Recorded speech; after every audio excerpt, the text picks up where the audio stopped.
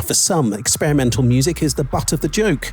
Someone dolefully hitting a triangle in a cavernous room for 45 minutes. But for the millions of ardent fans of this genre, it can do no wrong. It's a fascinating world of boundary-pushing creativity, innovative techniques, and a willingness to break the rules of sound and composition. So, what is experimental music?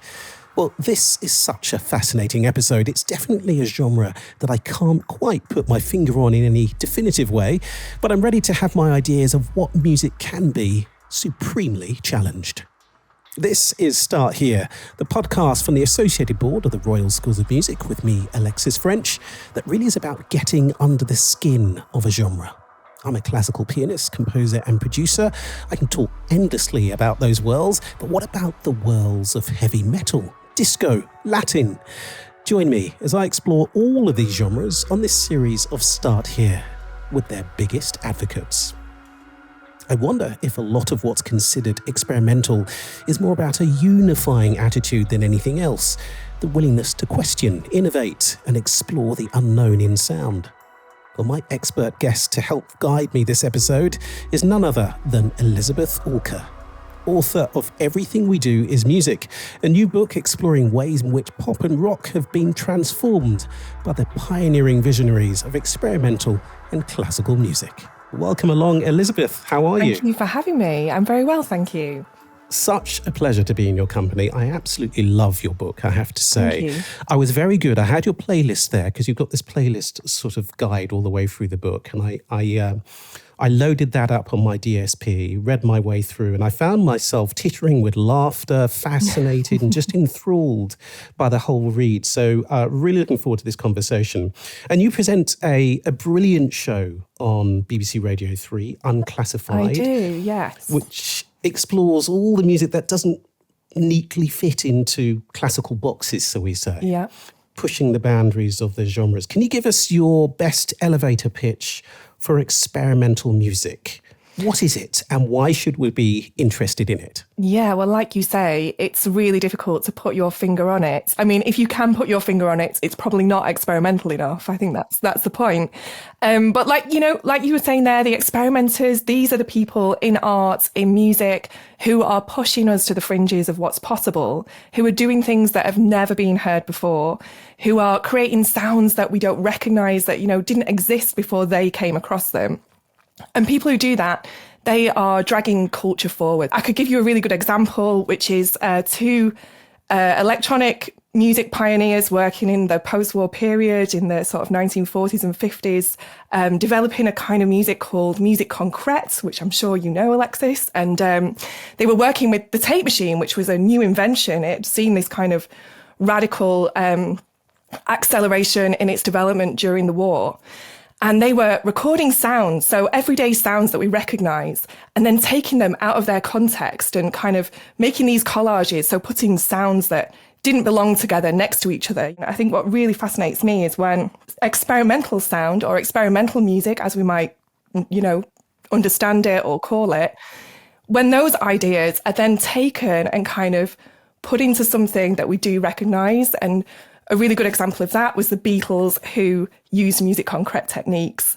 And what you have then is this really, really potent kind of pop music, which has an essence of the experimental, but it fits in the mainstream. And these radical ideas are then there in the mainstream and actually changing the way that everybody thinks. And that's really powerful. It is so powerful. I love the sections on Paul McCartney in the book. Fabulous photo as well in the book, I thought. I had my best clothes on. And just the notion of sitting down with a great man and talking about the beginnings and experiments and there's this fascinating character that emerged as well. And I hadn't heard of this name before, Delia Derbyshire. Yeah. In the radiophonic workshop. Could you tell us a little bit about her? Yeah, the radiophonic workshop was started by a woman called Daphne Oram, actually, and it's a really good story about how she kind of got into experimental music. She was employed by the BBC during the war to shadow orchestral concerts with a recorded version on vinyl disc of that concert. So you know, if Beethoven's Fifth was being played in the Albert Hall, she would have a copy on disc so that if the Albert Hall was hit by a bomb during the Blitz, she could segue into the recorded version and nobody would know. It was a kind of a morale thing for broadcast purposes, you know, if the broadcast of the concert was obviously disrupted. And then she went on to create the first ever concerto for turntable and orchestra. So she was one of the first people to be kind of mixing electric and acoustic sounds. And she went to the studio of these music concrete pioneers that I was just talking about. Pierre Schaeffer and Pierre Henry are the two key ones that were working in this little studio in Paris with these new tape machines. And she saw what they were doing and she came back to the UK and established a similar kind of studio in the BBC Radiophonic Workshop, and employed women because the composers of the workshop were credited just simply as composers of the BBC Radiophonic Workshop. So in those days when it was still kind of unusual to see women working in composition and in music, they were able to kind of work a little bit under the radar, and they were, you know, copying what was being done in Paris to start with. We call it kind of radiophonic technique over here, but it's music concrete. It's working with tape. And they were making soundtracks for BBC dramas, really. So, you know, the kind of... Doctor Who? Yeah, exactly. The things that were popular at the time was science fiction and space travel. And so they were making these sounds with these new instruments, these new gadgets that really fit with those kind of preoccupations that... you know, and those things that were just in the culture anyway. So yeah, like you say, Doctor Who is the most famous and brilliant example, and Delia Derbyshire engineered the sounds on there. Yeah, indeed. So what defines experimental music as distinct from, say, contemporary classical? And, you know, when I think of experimental, I think of a sort of countercultural attitude almost, something that is something that isn't mainstream. Something that isn't populist. So when it becomes more popular, like, for instance, Paul McCartney's experiments with tape and so on and so forth, does it cease then to become experimental? No, I don't think so. And I think Tomorrow Never Knows, I've had to listen to that song a lot during the writing of this book. That's kind of the first chapter is about that song and about the experimental techniques that the Beatles were using. They were doing something for the first time as well, which was to bring avant-garde sounds and the avant-garde experimental sounds of the time to the pop mainstream. Actually, that's experimental in itself. Indeed. And so no, I don't think it does. And it's like I say, that song, I've had to listen to it over and over, and every time it hits me straight away. Those kind of tape recorded sounds of it's somebody laughing, but it's sped up to sound like a seagull. And it's just so like, it's just so stimulating from the off, isn't it? It is. It is. Do you know, the other thing I found fascinating from the book was the fact that Paul McCartney himself attended these lectures with these figures like Stockhausen, etc., and took away many of these principles and these theories and these practices, and sought to embed them in his own work. But he took that extremely seriously, didn't he? Yeah. I think that was what was really inspiring about meeting him. Actually, was just he made me really aware just how kind of diligent and obviously we know this, it sounds daft to say, but he was so hardworking. He was so committed to finding constant, because they were so prolific. They didn't go away for 5 years, and then put out another record, or, they were churning out stuff all the time.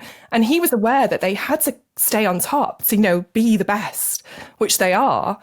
So he knew he had to go around looking for new things. And he said a lot of it started actually trying to find an alternative to the guitar solo. So that must have become quite tired for them straight away, which seems really strange now, to think they were, the length of their career is relatively short, and the guitar solo is still a thing today. But, even then he was thinking, how can we replace this in our music? How can we change up what we're doing? So he was seeking out all these radical ideas in London, and he was the only one in the band at that time that was actually living in London, and still going to see things and kind of mixing in these cultural circles. And I think a lot of people still think it's John that brought those ideas to the Beatles, but actually it was Paul who was who was the kind of conscientious one going around really trying to find new ways to, to experiment with sound.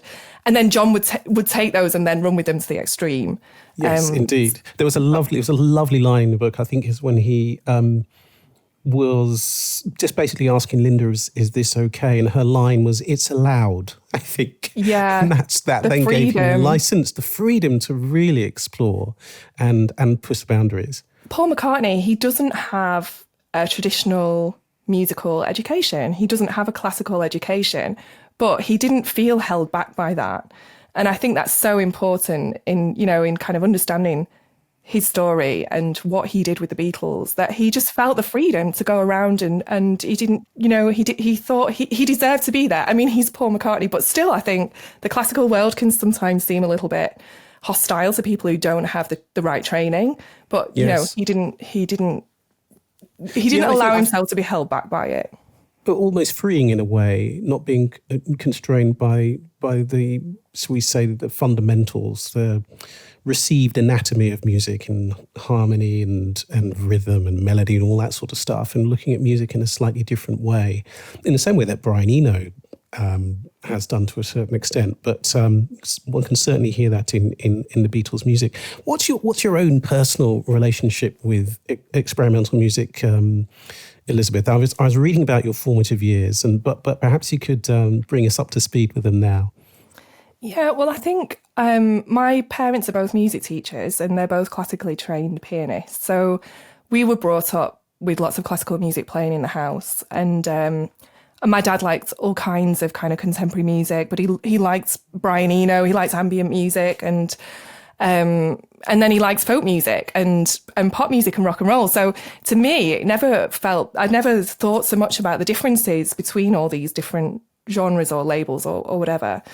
And then I think because my ears were kind of used to more kind of complex sounds or music that had been written in a more kind of classical style. When I was a teenager and just getting into rock and roll, like all my friends, I was always looking for something that was a little bit more complex in it, I think. Yeah. And I was drawn to bands like Sonic Youth and just people who were doing something quite new. Radiohead. And they're mentioned in the book, actually. And I think one of my earliest, I suppose, like memories of thinking, wow, this sounds really weird and stimulating, was hearing the microtonal effects in their music, but next to something that was recognizable, like standard rock and roll guitar music. Yeah. And then later finding out that has its roots in an experimental composer, Penderecki, who was developing kind of, writing microtonal music, which is, just to explain that's it's clusters of chords, so it's notes packed really tightly together, and it gives this quite claustrophobic. It's a mind-bending thing, actually, and I think to hear that with rock and roll it's a contrast, but it makes sense, and it's dynamic and it's stimulating. And so I think that's when I was a teenager, those were the sorts of sounds that I was chasing after, really. New experiences. And can you perhaps just tell us about a few more artists who are in that sort of bracket of experimental? We've touched on Brian Eno, I think, and of course he was pivotal with Roxy Music and others. But Radiohead, can you tell us about a few others who have sort of pushed the boundaries in one way or another? Yeah, well, I think Sonic Youth are a really good example of that, and they emerged from this really fascinating period of time in New York, and the city was bankrupt, and it was kind of just after the punk period, so the CBGB scene was the tail end of that. Yeah. And also minimalism had happened, and there were kind of all these artists hanging around in the Lower East Side mostly. They'd either sort of come out of the punk scene, or they were on the tail end of it, or they'd been trained by the minimalists and were kind of, had been involved in that world. And they started working together. So some of them had this classical minimalist training, some of them were just sort of punks and anarchists. And they met in the Lower East Side and were sharing ideas. And there's a couple of artists, Rhys Chatham, Glenn Branca, who were working more on the classical side. Yeah, the guitars. Yeah, with guitars. And they just, so Rhys Chatham's a good example. He's someone who trained with Lamont Young and, more in a kind of formal style, in this formal minimalist, more classical style. And artists like Steve Reich and Lamont, they'd gone to places like India and the African continent to find inspiration for their music. And Rhys Chatham, he was thinking, well, I can do some field work right here on my doorstep. It's punk. Yeah. So he was writing guitar music that was in a classical style, like a guitar trio, but it had something of the spirit of punk and the attitude of punk and the simplicity of it and the anarchy of it. And then Sonic Youth, Thurston Moore and Lee Ronaldo were kind of working with him, but they were also working with the punks on the kind of east side of the village. And art rock came out of that, and it has this wild but also complex, it's all going on basically. And I think that, they're a really good example. Yeah. The minimalists, a couple of them are mentioned in the book. Of course, there's one very notable minimalist piece, 4-minute 33, which is for John Cage. But the characters like Steve Reich, for instance, these incredible composers, John Cage. I remember talking to Steve Reich and asking him about how he started writing in the way that he did, and he said he was inspired by a church preacher, and he took a tape to a church. And he wanted to record this particular preacher because somebody had said, look, you've got to hear this guy speak or in his sermon. And so he recorded him, and then he was doing it on a double tape or something, and something went awry and they were out of kilter. The tracks were out of kilter. It led to this kind of what's like flanging effect, and he hit on this sort of miraculous surprise, almost by serendipity, by just the fact that this happened, and that was the start of everything for him, which was absolutely fascinating. But there are so many of those sort of happy accidents that led to really interesting artistic explorations thereafter. Can you think of any others that we should know about? Yeah, and you're right. I mean, that it's called "It's Gonna Rain" and the preacher's brother Walter in the Steve Reich track, and he called that technique phasing, and it Amazing. Gave birth to sample culture, and it's been hugely influential, and it all came about, like you say, because of just this happy accident. I think my favourite is the development of the theremin. And Leon Theremin, who was a classical cellist by training, but then after the Russian Revolution, he ended up working for the regime and was in Russian espionage.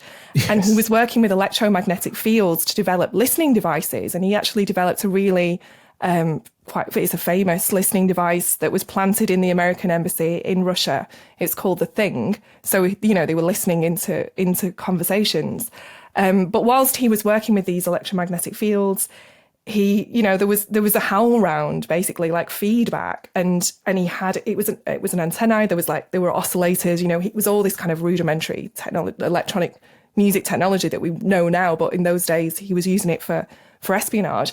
But the cellist in him kind of recognized that this was sound and that he could do something with it, and the theremin was developed from that. Really, important in terms of the development of electronic music. And Bob Moog actually started his whole empire selling home-built theremin kits, and the technology, kind of leapt off from that place, really. So that's my favourite example. I love it. I know. And he was sent on a tour. He taught Lenin how to play Saint-Saëns, the swan, on the theremin. Wow. And people thought he was a magician. He was like making sound, literally plucking sound out of the air. I remember being in conversation with a colleague, an artist who sent me a text to say, Alexis, I'm releasing an album. Take a listen. What do you think I should call my music? And and we had a really interesting back and forth, and I gave my opinion, and he quite rightfully went with his own opinion, because it should be a personal thing. But equally, I was talking to some students recently, and in the round, and I was asking what they do, and I found it very interesting. These students were just emerging from music college, and that next step, that really scary step of, this is what I do, how do I make my mark in the world? Talking to these young people, and the thing that struck me the most is how difficult they found it to articulate what they do musically, artistically, succinctly, in a way which is understandable, relatable, and also marketable. It's if you said to me, well, Alexis, what do you do? I'd probably say, well, look, I write, I'm a pianist, composer, and producer, and I write classical soul, full stop, because that means something to me. But hopefully it might communicate something to you about the music, or at least, so I think in those terms, maybe labels are still important, because it helps the artist to connect with a community, or to build a community. But I think where it starts to become gatekept, or gatekept rather, and somewhat of a museum piece and a barrier to entry, i.e. this music, it has these particular properties, therefore these particular people cannot enter, or these audiences cannot enter, it's not for you. That's where it becomes, for me, particularly unhelpful. But yeah, I mean, what do you think? Yeah, I absolutely agree. Yeah. And I think that's the thing with Unclassified, is that we are saying, okay, we're on a classical music station, but if you haven't got classical music training, that doesn't matter. You can write in that style, or you might be using orchestral instruments, or have taught yourself to kind of write in a classical way. So I think you're absolutely right. And we see it with folk music, don't we? There's an establishment, and sometimes people find it difficult to get in there. Yeah. And it's like, what? The whole idea of folk, the whole idea was that it was for everybody. Yes. It was the music of the people, but oh no, now it's only like a few people. So I absolutely agree with you. And where that, I don't know, to hold them lightly, I think, is the key, isn't it? To hold these kind of terms and genre definitions lightly, and be aware when it becomes unhelpful, perhaps. That's the nice thing about ambient music, because really it's a sense of space in sound, and I love that it can be all over, and it can be sort of on any kind of record, it can be on a folk record. I feel like it's a really good leveler. It's an interesting space, isn't it? Ambient music. That name again, Brian Eno, but really, I suppose one can trace ambient music back to Eric Satie and his elevator music, and the notion of listening to music in a way which doesn't interrupt, which is something that he obviously, that's something that he desired. He wanted to write music that was essentially Muzak. But I was watching a documentary with Brian Eno recently about his Bloom software program. Are you aware of this? Yeah. Can you tell us a little bit about that in more detail? What it does and yes. It's an extension of his generative music, isn't it? So it's setting up systems that generate music themselves, hence the word generative. I have to say, technology is not my thing at all, but I'm really fascinated by that. And you mentioned the title of my book, Everything We Do Is Music, and that's actually a John Cage quote. Yes. And John Cage did the same. So he was developing systems. With him, it was maybe tarot cards or the I Ching, these kind of means of divination that might determine the outcome of a piece rather than the composer kind of specifying. In an esoteric kind of way, yeah. It was interesting. I mean, he was giving an interview at the time, and he was with his system, and there are three basically sounds going on which were converging and essentially regenerating every time that they merged. And in the space of 2 minutes, you heard a myriad of sounds all of which were thought-provoking and beautiful and haunting, but they're all original. Everything was original. And there had this debate about essentially the use of AI in music. And I think he was positing the notion that even using AI or these generative principles in music, there is still human input. One has to do the programming, one has to make certain artistic decisions. Yes, there is a certain amount which is then aleatoric, but there is certainly human intervention, and that takes work, and that's credible music. That's music with artistic value. And what say you on the subject of music and AI, use of it to develop new sounds, original sounds? Where are we going? Where do you think we're heading? Well, a really good example of a record that uses AI, there's two artists that I love who are doing it brilliantly, and Holly Herndon is one and Imogen Heap is another. Oh, yes. And it's just incredible what they're doing. And again, I'm not a techie at all. I'm not a technology expert.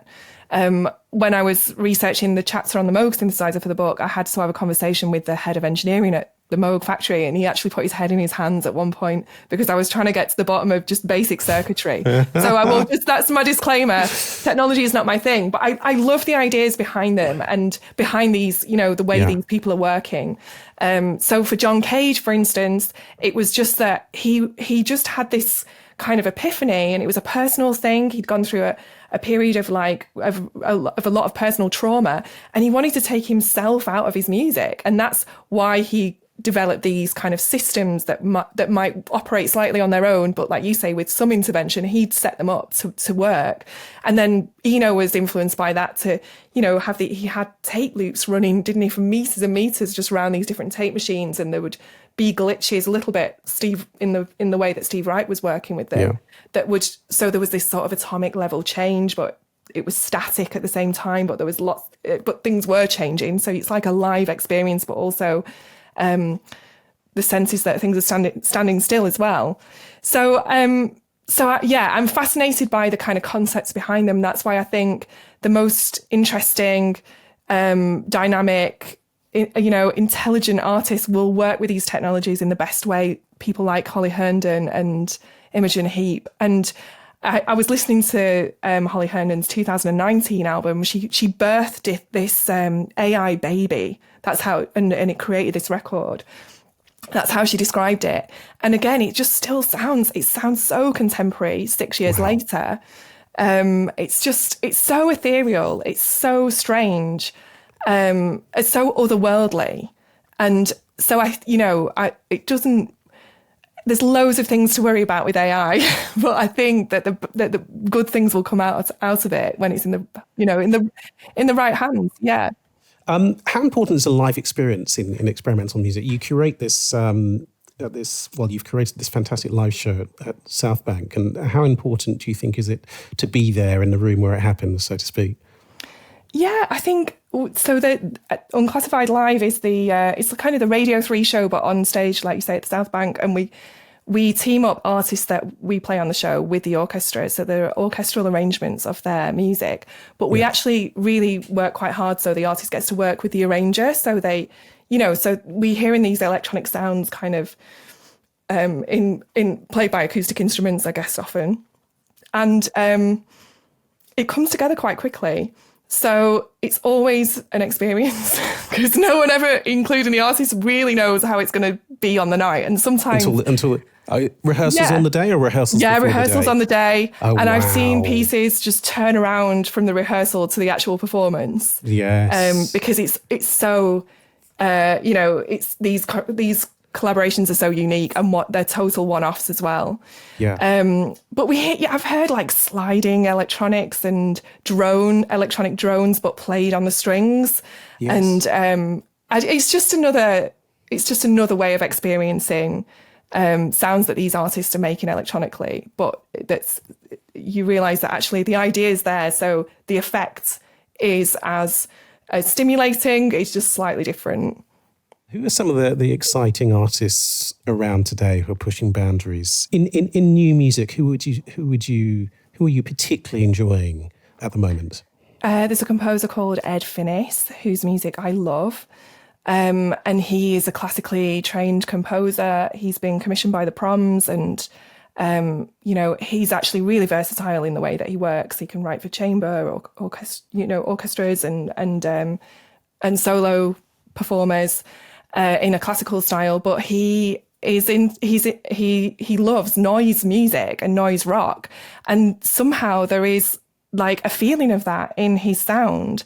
So he might be working with two violins, but there's like a feeling of noise, of distorted guitar in there, and of the kind of sense of abandon that we're used to associating with distorted guitar, but it's like it's played by more traditional acoustic instruments. So he's somebody that I think is brilliant. And I've mentioned Holly Herndon, but I think she's incredible, and interestingly came out of the San Francisco Tate Music School, which is where Steve Reich went. And I wasn't aware of that. Yeah, just write that name down. Holly he Herndon. spent time there. Yeah. So now she's working with AI, and Imogen Heap as well, who's working with AI in these really brilliant ways. So yeah, I think though Ed Finnis, I think, is a really, really interesting composer. Making music in this way that really kind of interests me, and straddling genres in a really just a really brilliant intelligent way. So it'd be remiss of me not to ask you, just for a few sort of starting points. So people getting going with their journey, and this journey of listening to, I'm going to say, experimental music, experimental with a small e. Where should they start their journey? You've already mentioned some incredible artists, Holly Herndon, but the beginning of that journey, maybe 3 to 4 artists. Who would you name? Which pieces and why? I think perhaps Stockhausen and Gesang der Junglinger is a really good piece to start with, and just he was working with sound, moving between all different kinds of polarities. So from quiet to loud, from near to far, from forwards to backwards. And we hear, so in Gesang der Junglinger, which is considered like the first ever electronic masterpiece, we have this human voice. It's a boy chorister. And in the background, it's just this wild, like, electronic industrial backdrop. sound, yeah. Yeah. And he was engineering new sounds from scratch in this very kind of Germanic tradition, actually, of kind of going to the laboratory and finding, working with machines to engineer new things. And it's one of those things, again, that pieces that sound so new even today. And you can hear the sounds darting kind of backwards and forwards and feeling far away and then moving closely and moving between pitches and between quiet and loud and all these things. So Gesang der Junglinger by Stockhausen, I think, is a really good place to start. Pauline Oliveros, I think, is a really interesting artist to delve into. For Marilyn Monroe and Valerie Soleras is a good place to start with her, maybe. And she was interested. Well, she was a woman, and she was gay, and she was working in the kind of 50s and 60s and 70s. And she was one of those, again, who was finding ways to kind of make music and have her music heard without having to go through the traditional means. And she was really interested in listening to she was convinced that all voices should be heard, and that's probably from a place, as from being somebody who felt like she was often overlooked, I suppose. But it was an ideal then that she realised in the way that she composed. So she would record like crickets and bugs and birds, and you can hear these tiny chirrupings and small sounds alongside, like a train or a digger or something, in big industrial sounds. And the idea is that, everything deserves attention. And it's beautiful and actually really influential. And we hear that in modern electronica now. That kind of gauzy ambient aesthetic with nature sounds in the background. So she's another one. I have to, since Cage is, the title of the book, I think 433 is the one. And I loved researching that piece and how he came to it. And it's, you asked me for pieces that people could listen to. This is 4 minutes and 33 seconds of silence. But it rocked culture like off its hinges. It was just so, so kind of monumental in terms of what it did. And Eno and now all the kind of new ambient and experimental people point to it. And I think it is like I was saying before, just because it came from such a kind of sincere place of needing to understand Cage needing to understand who he was and what he was going through. And also just gambling everything on it. He lost loads of his patrons and supporters. People thought he'd gone mad. Wow. And but he had to do it. He was so compelled to do it at the expense of everything. And I think at the time, it must have felt like he'd, thrown everything at it and ended up with nothing, literally nothing. And then there was nothing to hear either. But now look at the influence of it. And so I just love that, as a story of somebody who was just so sincerely driven and compelled to do what he thought was right artistically and personally, and at the risk of everything, and look at the impact of it. And so that's the big one for me. I think it's one of the most important pieces of our time. 3 fantastic artists as well to leave us with, to start our listening journey. It's always a really exciting place, isn't it? When talking about a genre and just the beginning of that listening journey, I just find absolutely thrilling. And this has been such a thrill for me, Elizabeth. Thank you so much. An absolute pleasure. Thank you. For your time. It's been awesome. Elizabeth Alker, thank you for joining us on Start Here. Thank you. Thank you for listening to Start Here, which is brought to you by the Associated Board of the Royal Schools of Music. And if you liked today's episode, why not go back and check out the other 2 series of Start Here? And if you liked experimental, you might enjoy our episodes on opera, folk and gaming music, or immerse yourself in Bhangra and K-pop. We've got all bases covered. Follow ABRSM on TikTok or Instagram and tell us what genre of music you'd like to be unpacked next.